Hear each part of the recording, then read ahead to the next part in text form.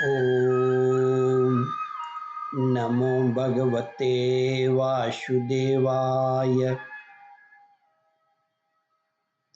श्रद्धालु भक्तों, श्रीमद् भागवत महापुराण के 10वें स्कंद के उत्तरार्ध के 60वां अध्याय के अंतर्गत श्री कृष्ण रुक्मिणी संवाद का प्रस्तुतिकरण करूंगा। इसके पूर्व जहां तक आप कथा श्रवण कर चुके हैं उसके आगे का प्रस्तुतिकरण करता हूं। श्री सुखदेव जी कहते हैं, परीक्षित, भगवान श्री कृष्ण के क्षण भर के लिए अलग न होने के कारण रुक्मिणी जी को यह अभिमान हो गया था कि मैं इनकी सबसे अधिक प्यारी हूं। इसी गर्व की शांति के लिए इतना कहकर भगवान चुप हो गए।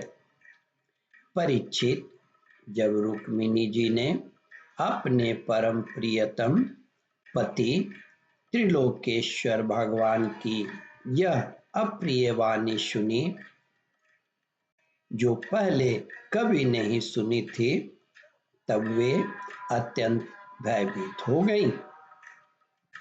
उनका हृदय धड़कने लगा।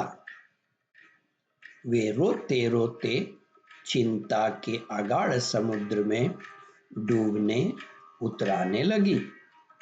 वे अपने कमल के समान कोमल और नखों की लालिमा से कुछ कुछ लाल प्रतीत होने वाले चरणों से धरती कुदेरने लगी। अंजन से मिले हुए काले काले आंसू केसर के रंगे हुए केसर से रंगे हुए वक्षस्थल को धोने लगे। मुंह नीचे लटक गया।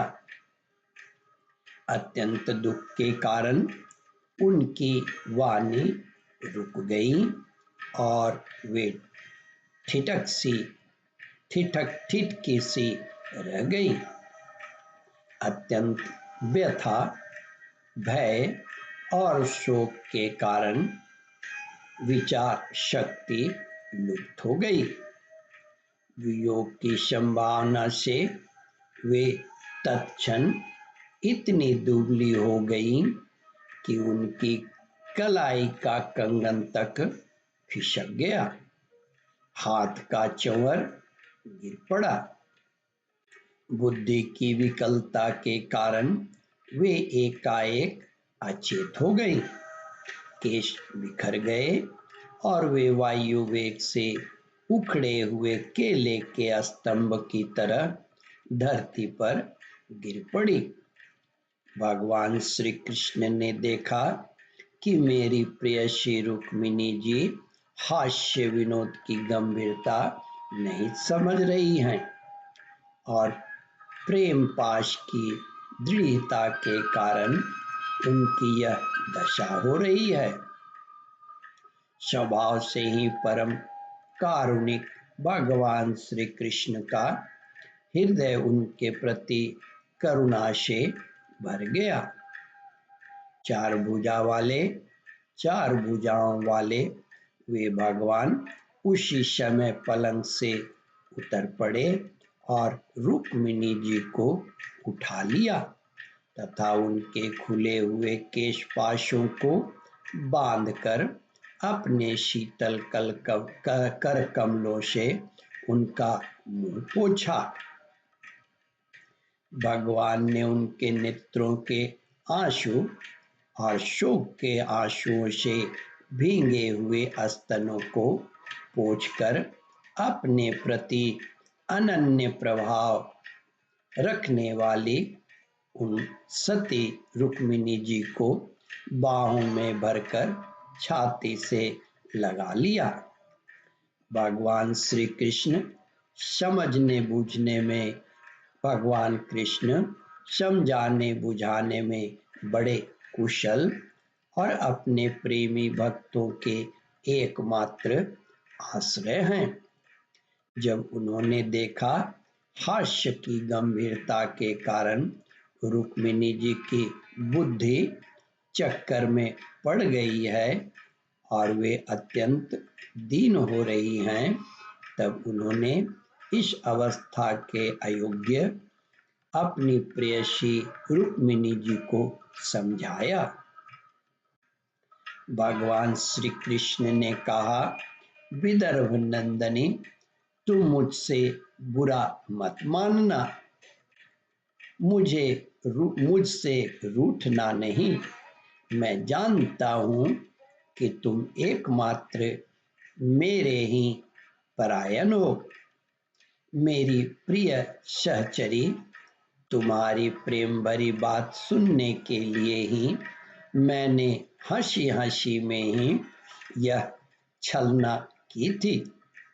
मैं देखना चाहता था कि मेरे यूं कहने पर तुम्हारे लाल लाल ओठ परायण कोप से किस प्रकार फड़कने लगते हैं।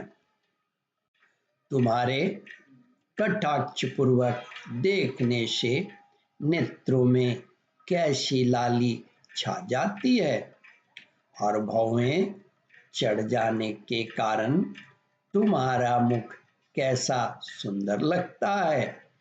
मेरी परम प्रिय सुंदरी, घर के काम धंधों में रात दिन लगे रहने वाले गृहस्थों के लिए घर गृहस्थी में इतना ही तो परम लाभ है कि अपनी प्रिय अर्धांगिनी के साथ हास परिहास करते हुए कुछ घड़ियां सुख से बिता ली जाती है। ओम परमात्मने नमः। श्रद्धालु भक्तों, इस कथा को ध्यान पूर्वक श्रवण मनन और इसका चिंतन करें। इस कथामृत का रसास्वादन अपने बंधु बांधवों को भी करावे। इस वीडियो को शेयर और सब्सक्राइब करें। ओम परमात्मने नमः।